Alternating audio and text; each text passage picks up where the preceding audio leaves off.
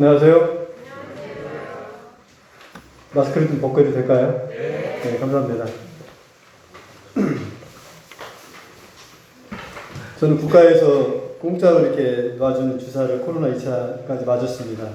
그리고 해마다 그 독감 인플루엔자 예방 주사를 미리 맞아서 거의 겨울에는 감기 안 걸리고 이렇게 지나가는 것 같습니다. 형제님들 만나뵈서 좀 너무나 감사하고요. 특별히 어떻게 보면은 빚도 없고 내세울 것도 없는 괄목할 만한 이런 형제가 못 되는데 우리 형제님들 불러주셔서 함께 교제할 수 있어서 감사를 드립니다. 요한계시록 2장 말씀을 보시겠습니다.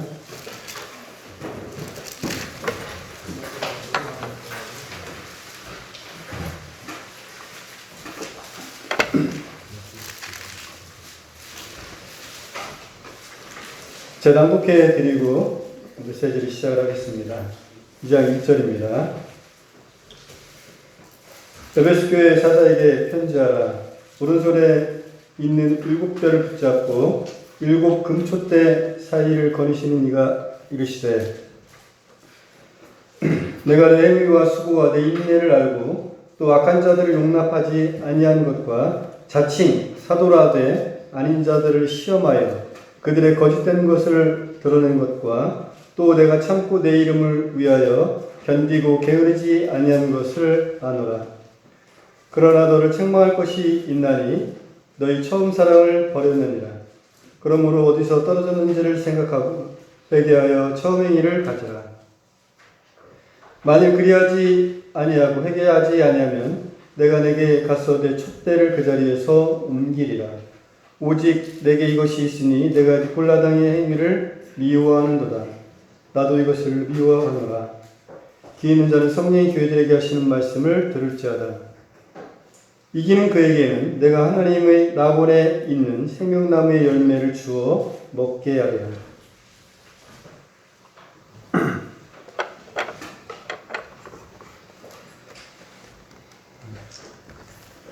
요한계시록 2장을 통해서 에베소 교회에 말씀하신 첫사랑에 관해서 우리 형제님들과 함께 말씀을 나누기를 원합니다.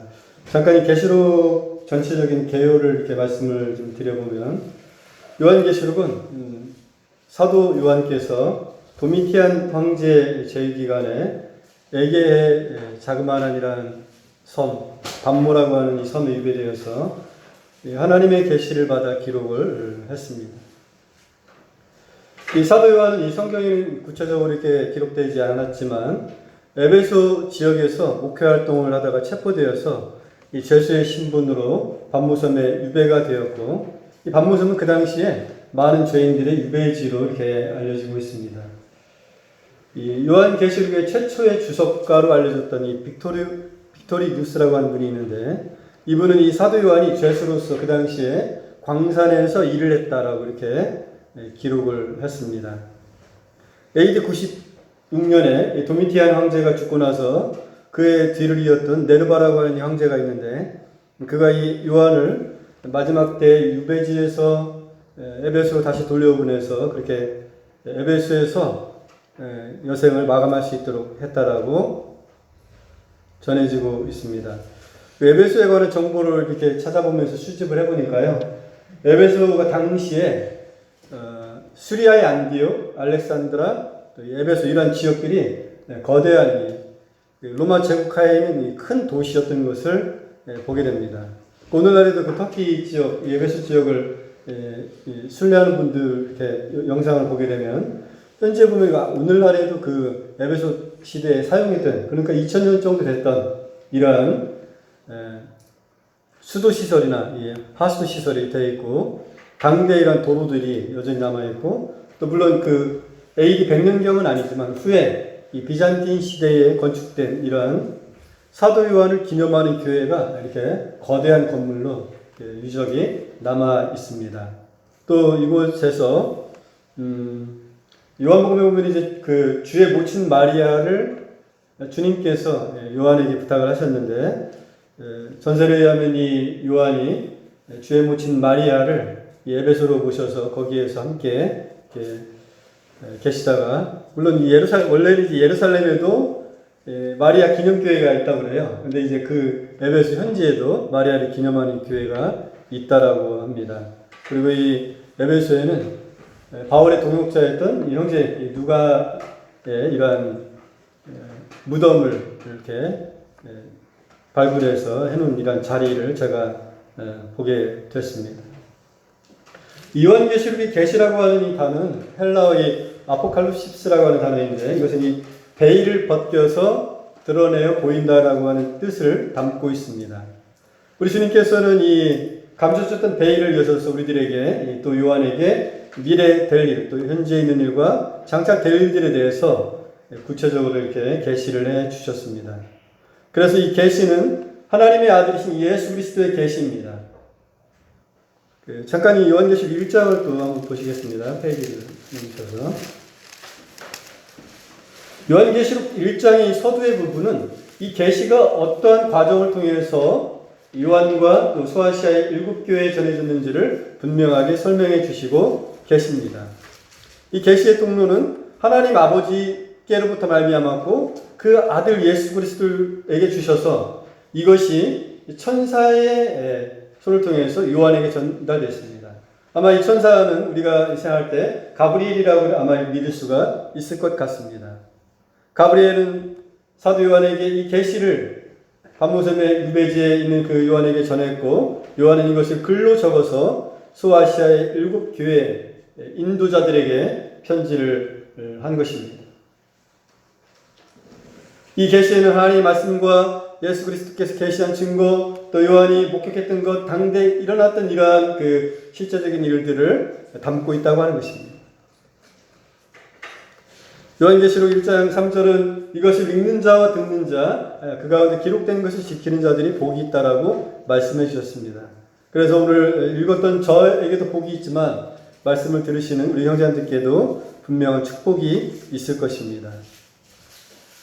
성령님께서는 이 에베소 교회 사자에게 편지하라고 말씀을 하셨습니다. 이 사자라고 하는 단어는 이 앙겔로스라고 하는 단어인데, 이 헬라어에서 이 앙겔로스라고 하는 사자라고 하는 단어는 특별히 선사들과 하나님의 말씀을 실제적으로 전하는 메신저, 사람에 의하여, 두 부류에 의하여 사용된 단어였습니다. 그래서 7교회의 사자는 아시아에 있는 7교회 인도자들을 상징한다라고 정확하게 말씀을 드릴 수가 있겠습니다. 그들은 말씀을 증거하는 자들이고 지역교회 인도자들로 우리가 볼 수가 있다고 하는 것입니다. 편지는 아시아에 있는 7교회 인도자들에게 전해졌고 이것이 성경이 되어서 우리에게 전해졌습니다. 이 에베소 교회에 소개되고 있는 우리 주님을 보시면 그분께서는 이 오른손에 7뼈를 붙잡고 7 금촛대 사이에 거니시는 분으로 소개가 되고 있습니다. 여기에 우리가 이 7뼈를 붙잡고 계시다고 하는 이 특별한 주님의 모습을 우리가 기억할 필요가 있겠습니다.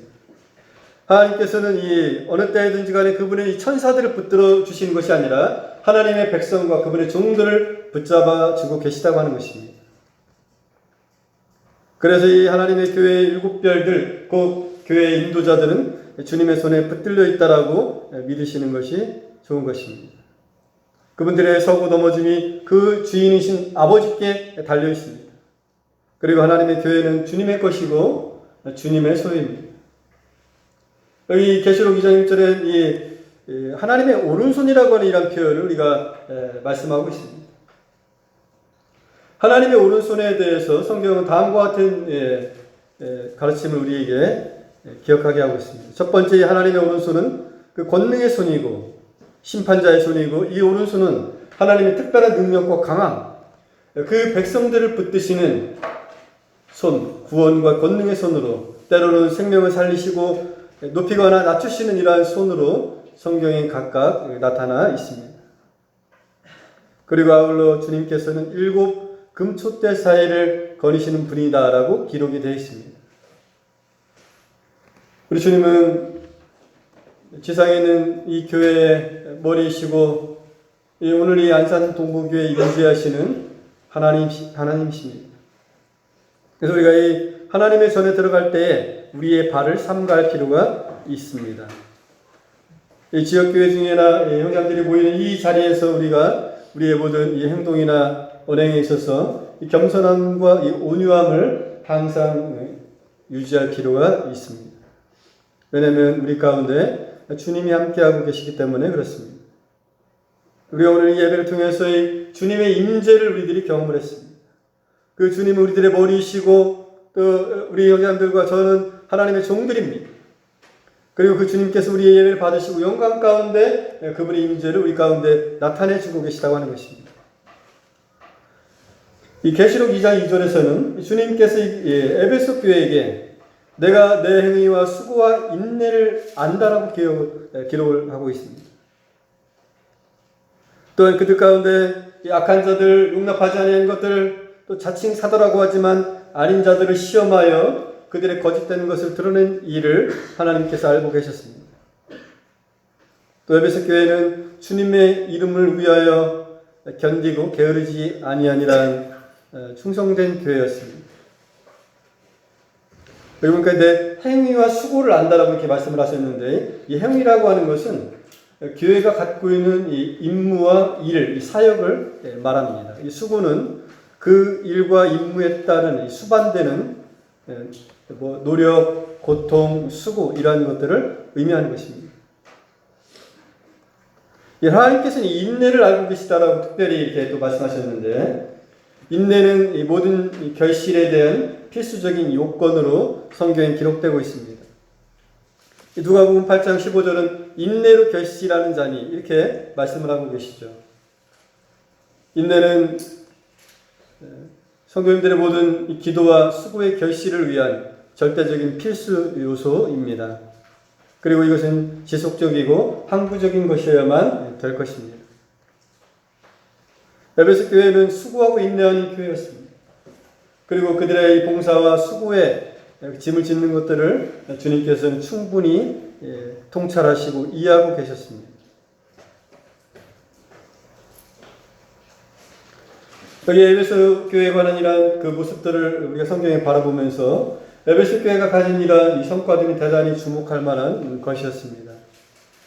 그들은 영적으로 깨어있는 분들이었고 교회의 일꾼들이 교회에 발을 붙일 수 없는 그들의 공동체를 흔들어 놓을 수 없는 이러한 교회였습니다. 그런데 주님께서 이러한 에베소 교회를 가리켜 책망할 것이 있다라고 말씀을 하셨습니다. 저는 이 하나님 말씀을 이렇게 대하면서 먼저 이 하나님 말씀이 저에게 적용을 합니다.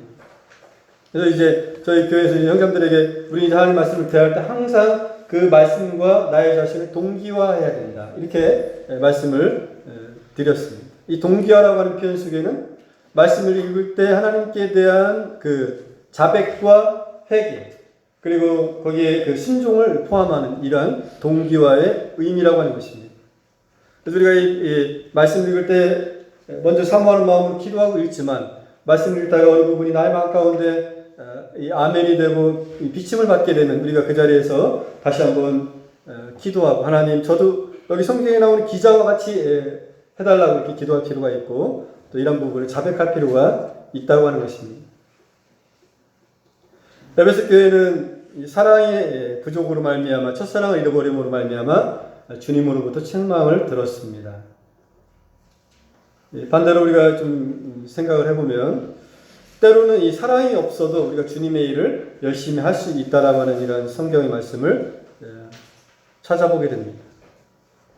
제 개인적인 생각에는 이 에베소 교회와 같이 열심히 수고하는 교회라고 할 것 같으면 뭐 일정 부분의 잘못이나 이런 그 연약함은 주님이 내버려 두실 수도 있는데 그러나 이 주님은 에베소 교회를 어떤 제한적인 측면의 수고의 한 면에 머물러 있지 않기를 원했습니다.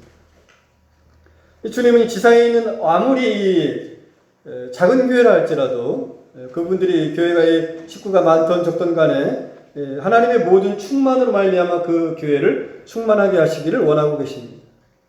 주님이 원하시는 충만은 넘치는 충만입니다. 그래서 우리가 이 강대상에 있는 이 잔이 있는데 이 컵에 물이 한 80% 정도 차 있을 때 우리는 그것이 충만하다고 말하지는 않습니다. 충만하다고 하는 것은 흘러 넘칠 만한 정도의 가득 참입니다. 하나님께서 이 에베소 교회를 책망을 하셨는데 이것은 하나님의 또 다른 사랑의 표현이었습니다. 에베소 교회는 대단히 중요한 것을 하나 잃어버렸습니다. 그것은 처음 사랑이었습니다. 이 처음 사랑이라고 하는 이 다른 이 번역본을 찾아보면 이 최상급의 최고의 사랑의 이런 의미를 기록해 놓은 성경들이 있습니다. 저는 이것을 이 처음 사랑, 첫사랑이라고 생각을 했습니다. 우리가 이 신약 성경을 이 서신서를 읽어보면 저희 공주남부에서 지금 사도행전을 이렇게 공부를 하고 있는데요. 이 바울이 전도여행 가운데 에베소에서 복음을 전했습니다. 그리고 그 뒤에 AD 62년경에 로마에 투옥이 되면서 이 옥중에서 옥중서신을 보냈는데 에베소 교회에도 보냈습니다. 그때 이 에베소 교회의 영적인 상태는 그들 안에 정말 성도들을 향한 이 사랑이 넘치게 있었다라고 바울은 에베소서에 기록을 했습니다. 그리고 나서 요한계시록 기록될 때 약 한 30여 년이 시간이 흐르게 되었습니다. 에베소 교회는 그 동안에도 넘치는 이러한 많은 일들을 감당을 해오고 있었습니다. 근데 30년이 지났을 즈음에 에베소 교회는 사랑을 점점점 잃어가고 있었습니다. 그리고 이 지역에는 비잔틴 시대가 막을 내릴 즈음 한 5세기 후에는 이 교회도 사라지고 도시도 모두 다 쇠퇴화가 되었습니다. 그리고 14세기경에 이르러서는 그 인근에는 아무도 살지 않게 되었습니다. 오늘날에는 관광지를 중심으로 한 이러한 그 산업이 이렇게 일정 부분 남아 있습니다. 근데 인근에 있는 서머나는 어떻습니까? 지금 오늘날에도 약간 20만 명이 살고 있는 제법 규모 있는 이러한 도시입니다. 여기 에베소에 나타난 처음 사랑은 하나님의 이 아가페적인 이 신적인 사랑을 말씀해주고 있습니다. 이 아가페적인 사랑은 먼저 성경에 있어서 하나님께서 인간을 사랑하시는 이 사랑에 관해서 사용이 됐습니다. 아울러 이 아가페적인 사랑은 형제님들과 자인들 간의 이러한 형제 사랑에 관해서도 사용이 됐다고 하는 것입니다. 주님께서는 우리들에게 너희는 서로 좋아해라 이렇게 말씀을 하고 계시지 않습니다. 물론 내가 어떤 분을 개인적으로 좋아할 수도 있고 좀 그렇게 못할 수도 있다고 하는 것입니다. 근데 주님은 서로 사랑해라 이렇게 명령을 하셨습니다.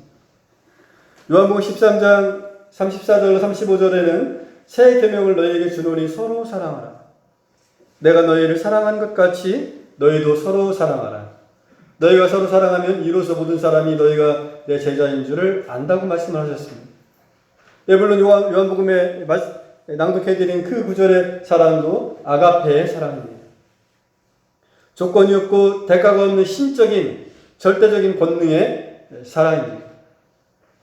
주님은 너희가 만약에 그 복음을 열심히 전하고 이 많은 일을 이렇게 하면 또 거짓된 것을 막 드러내고 그렇다고 할 것 같으면 사람들이 너희가 내 제자인 줄을 아는 게 아니라 만약에 너희가 사랑할 수 있다고 할 것 같으면 사랑한다고 하면 너희가 많은 사람들이 너희를 보고 저분들은 그리스도의 제자이구나 이렇게 인정을 하게 된다고 하는 것입니다. 제가 90년도에 주님을 믿었는데 모임에 처음에 왔을 때 대부분의 모임들이 그렇게 식구가 많지 않았던 걸로 기억이 됩니다. 그리고 제가 처음에 모임을 방문했는데 거기에 정말 지금 현재 이 동부 모임의 이 안산 동부교회 홀의 한 절반 정도 되나 모르겠어요. 근데 거기에 지금은 대부분의 교회들이 의자를 놓고 앉습니다만 그 당시에는 이제 둥그런 방석을 이렇게 앉고 만찬상을 가운데 두고 휘발릴 때는 골로라고 혹시 아시죠? 그거를 이렇게 처음에 이렇게 막 끓음이 이렇게 올라오잖아요. 냄새가 좀 제법 납니다. 그거를 이렇게 예배당 가운데 틀어놓고 성도님들이 둘러앉아서 이렇게 예배를 드리는 곳이었습니다. 근데 구도자인 제가 저도 이제 급하게 좀 다녀봤습니다만 구도자인 제가 모임에 처음에 왔을 때 이런 교회가 있구나 이런 생각을 했습니다. 그런데 거기에 무슨 외형적인 호텔처럼 아름다운 이런 장식이나 그런 부분은 부족했지만 사랑이 있었다고 하는 것입니다. 저희가 사랑을 하면 주님이 말씀하시기를 사람들이 너희를 통해서 하나님의 사랑을 보게 된다. 그리고 너희가 하나님의 자녀인 것을 사람들이 알게 된다고 말씀을 하셨습니다. 때로 교회들은 일에 너무 바쁘기 때문에 어떤 경우에는 의사결정을 빨리 해야 될 필요가 있기 때문에 일과 봉사를 먼저 생각하기 때문에 형제 사랑을 잃어버릴 수도 있습니다. 근데 여기 보면 주님께서 처음 사랑을 찾으라.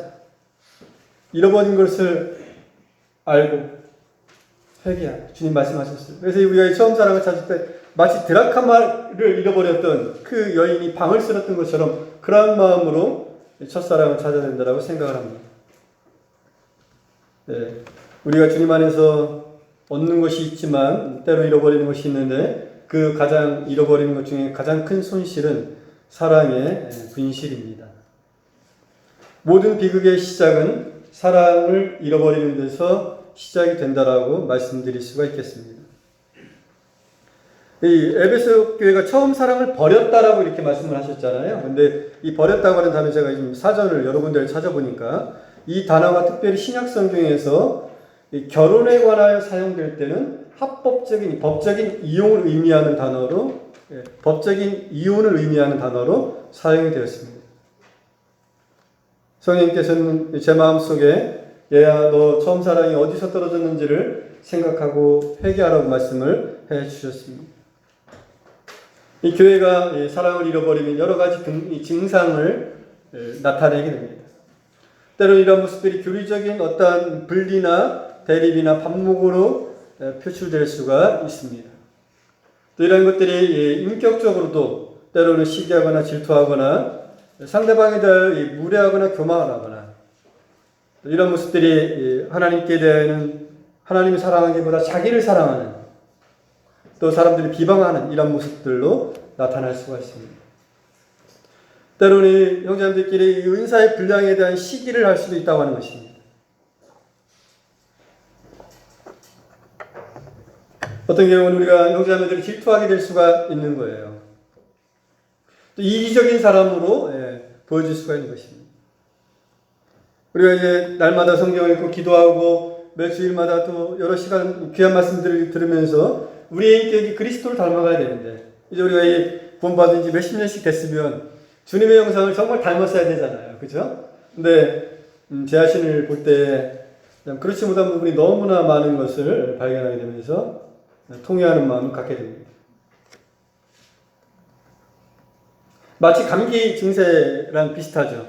예를 들어서 내 마음에 분노나 화 혹은 불편함이나 이런 것이 있으면 나에게 사랑이 결핍해 있구나, 떨어져 있구나 이런 부분들을 돌아볼 수가 있을 것입니다. 근데 성령님께서 저희들의 마음속에 이러한 것들을 조명해 주실 때 우리가 어떻게 해야 될까요? 내가 저분 때문에 그래, 이용자 때문에 이렇게 얘기하기보다 우리는 먼저 나 자신을 돌아보고 회개할 필요가 있다고 하는 것입니다. 근데 저는 이제 주님 안에서 오래된 형제는 아닙니다만 지나고 나서 보니까 누구 때문에라고 하는 건 없더라고요. 결국에는 다 우리에게 사랑이 결핍하기 때문에 그럴 것입니다. 그렇잖아요. 적어도 어느 한쪽에만 사랑이 있었다라고 할 것 같으면 한쪽에만이라도 넘치는 사랑이 있었다고 할 것 같으면 어떤 극단이나 어려움이 반감될 수밖에 없을 텐데. 우리 형제님들 회개라고 하는 단어 잘 이해하시죠? 복음을 통해서도 많이 들었는데 이것을 우리가 깨닫게 됐을 때 마음을 고쳐먹고 돌이킨다고 하는 뜻을 담고 있습니다. 이 처음 사랑을 회복하기 위해서는 먼저 내가 주님을 믿었을 때 하나님을 향해 순수했던 처음 사랑을 회복할 필요가 있습니다. 씨 뿌리지 못했던 그 땅에서 주님을 조건 없이 따랐던 그 헌신적인 우리의 처음 사랑을 기억할 필요가 있습니다. 또한 나 같은 죄인을 사랑하신 아가페 하나님의 이 강권하시는 이 권능의 사랑을 기억할 필요가 있습니다. 그리고 오늘 우리가 이 말씀 끝나고 돌아갈 때에 하나님의 사랑만을 정말 기억하면서 돌아갈 수 있게 되기를 원합니다. 그러면 내 자신에게 자랑할 것도 없고 다른 사람을 돌아볼 비판하거나 그럴 여지가 없는 것입니다. 형제님들, 우리는 그리스도와 함께 십자가에 못 박힌 이러한 하나님의 자녀들입니다. 그리고 주님과 함께 살았습니다.